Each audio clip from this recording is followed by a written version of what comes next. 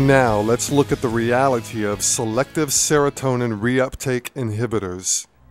This is 911. Who is this? My sister's trying to kill herself. Stop trying to kill herself. Where is your sister? What is she trying to do? Take pills? For what? No, my dad told me now.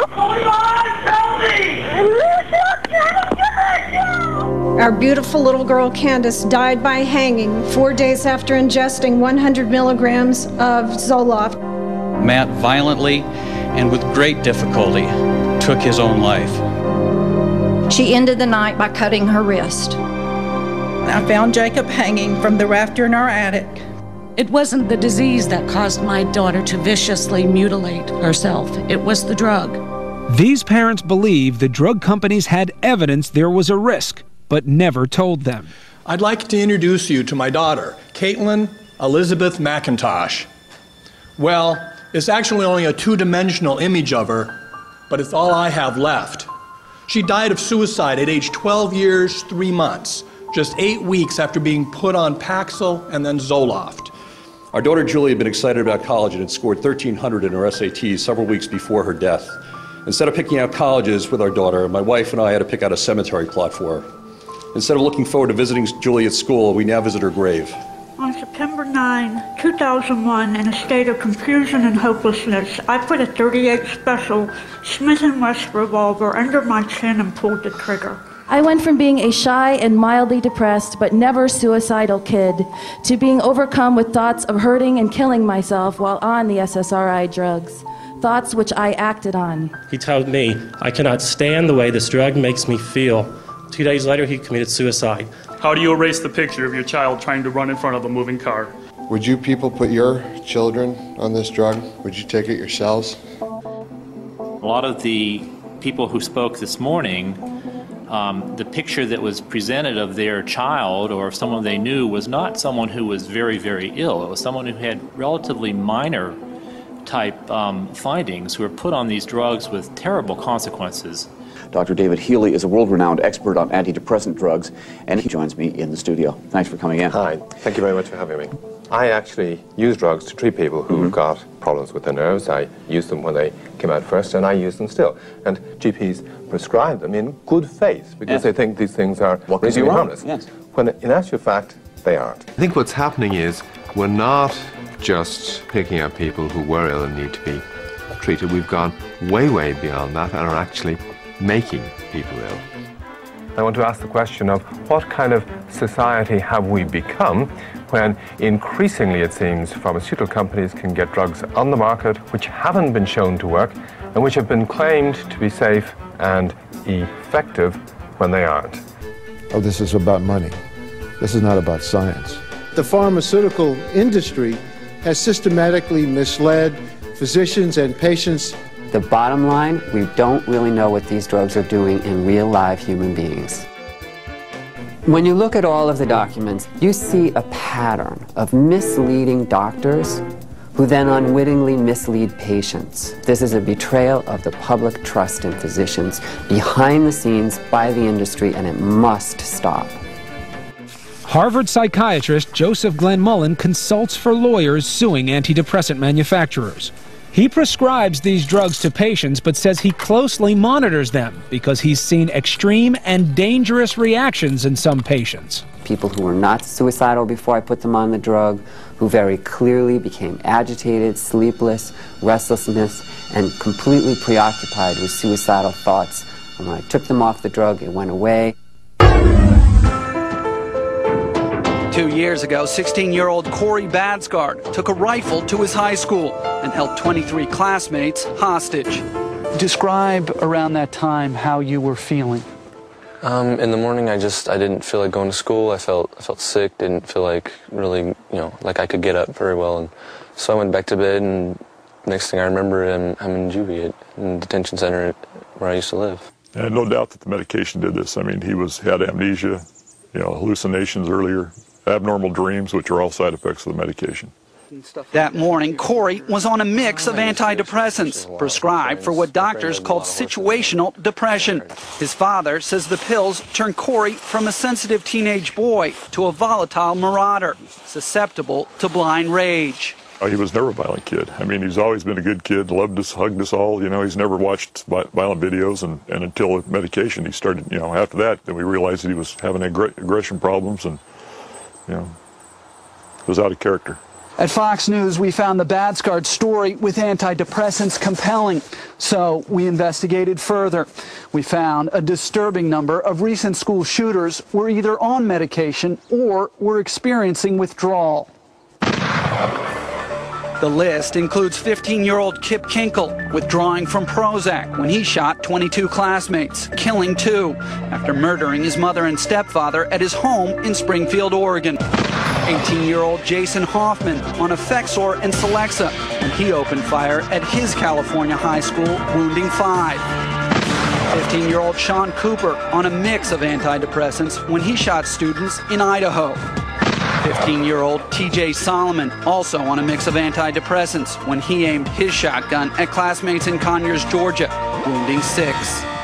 And 17-year-old Eric Harris on Luvox when he and partner Dylan Klebold killed 12 classmates and a teacher in the bloodiest school massacre yet, Columbine. One of the things that in the past we have known about depression is that it very, very rarely leads to violence. It's only been since the advent of these new SSRI drugs that we have murderers, sometimes even mass murderers, taking antidepressant drugs. What's going to happen to you when some months or some years up the road you actually try to halt this drug? You have these sudden electrical jolts. Electric shock sensation. I couldn't walk. Incredibly fatigued. I could hardly talk. I used to get the shakes. Pins and needles.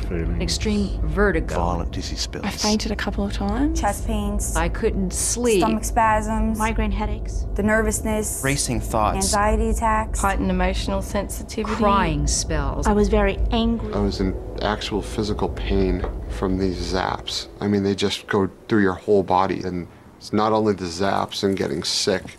It just feels like all the panic attacks that you've missed from taking the drug are now bottling out of you like at an uncontrollable rate. Doctors are told, oh, our drugs don't cause withdrawal. They cause something called discontinuation syndrome, but that's transient and mild. Don't worry about it too much. Physicians miss that ultimately they're the consumers, but there's this weird market here because I consume by putting pills in your mouth. And you're the one who's going to have to suffer the consequences of things if they go wrong.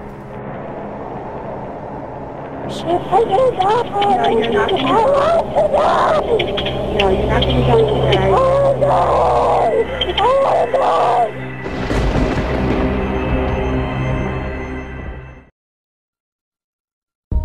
There is no denying that psychological and emotional problems, even severe mental distress, can affect most anyone. But does this mean we are all insane?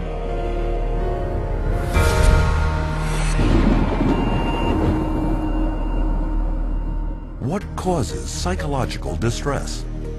Early psychiatrists thought it was an imbalance of the humors that could only be cured by bleeding patients with knives or leeches. Other psychiatrists believed mental problems came from organs like the tonsils, the stomach, and the spleen, and cut them out. Later were attempts to alter brain function, but these efforts also failed.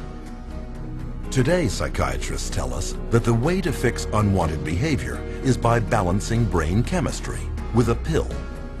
Did they get it right this time? They say you have a chemical imbalance of serotonin and dopamine, but there's never been a study to ever prove that, ever. It's just been indoctrinated into the culture and television advertising to the point where people now believe it as fact. Despite this lack of evidence, psychiatrists will tell you that psychotropic drugs are just like mainstream medical drugs. Can this be true? The answer is that unlike a drug such as insulin that corrects a measurable and proven imbalance in the body, psychotropic medications have no visible or measurable physical abnormality to correct. Here is evidence of a bacterial infection. Here is the psychiatric disorder, attention deficit hyperactivity disorder. Here is a broken arm. Here is major depressive disorder. This is a brain tumor. And this is bipolar disorder. Which raises the question, how can you medicate something that is not physically there? The answer is, you can't.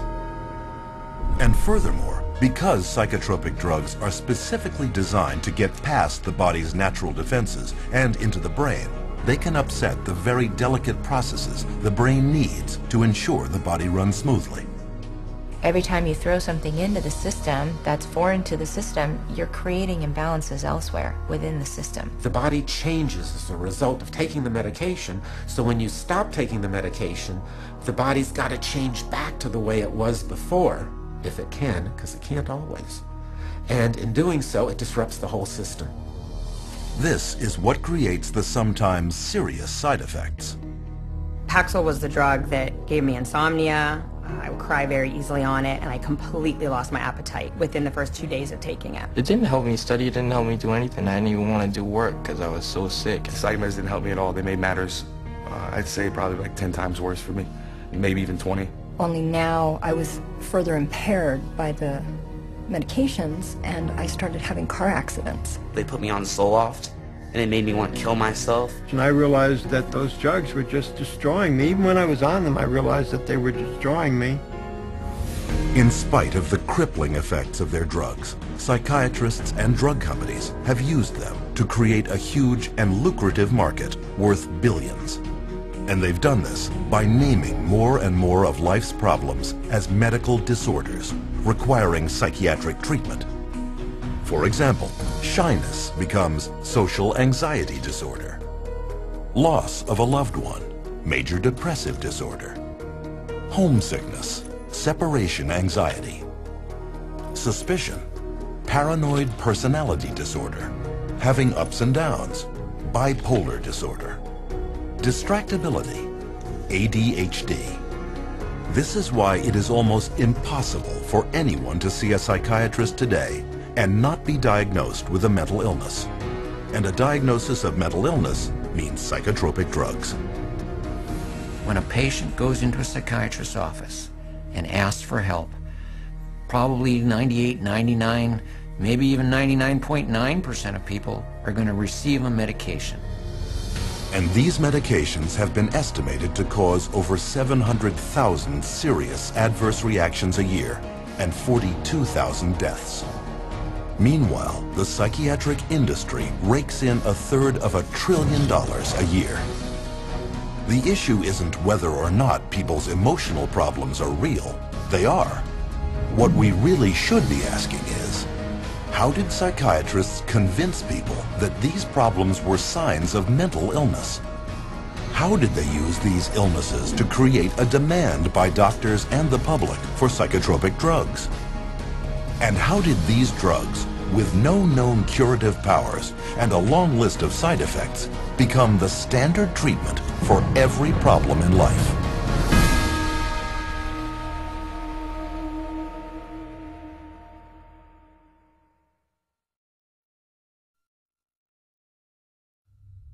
Psychiatrists assert that they have made much progress in the field of mental health over the past century and a half. To prove this, they claim a history of great advancements in the area of psychotropic drugs.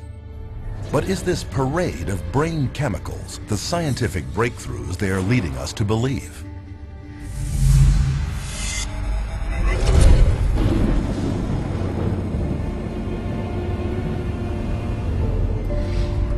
Modern institutional psychiatry has depended on psychotropic drugging since its earliest beginnings in insane asylums during the 19th century. During that period, psychiatrists functioned almost exclusively as attendants, promising to cure the seriously mentally ill.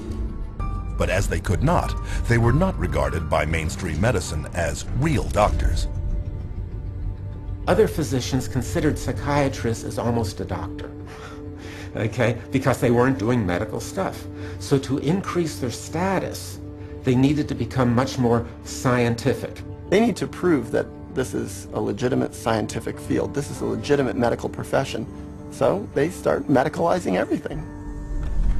To control behavioral outbursts amongst inmates, psychiatrists employed early psychotropic drugs, such as morphine and opium. But contrary to their claims, these drugs cured nothing. and proved to be highly addictive. This led to a whole new generation of dependence, a solution far worse than the original problem. But the attempts to control objectionable behavior continued, and by the turn of the 20th century, phony cures for mental illness, such as heroin, could be found being peddled throughout the United States and Europe.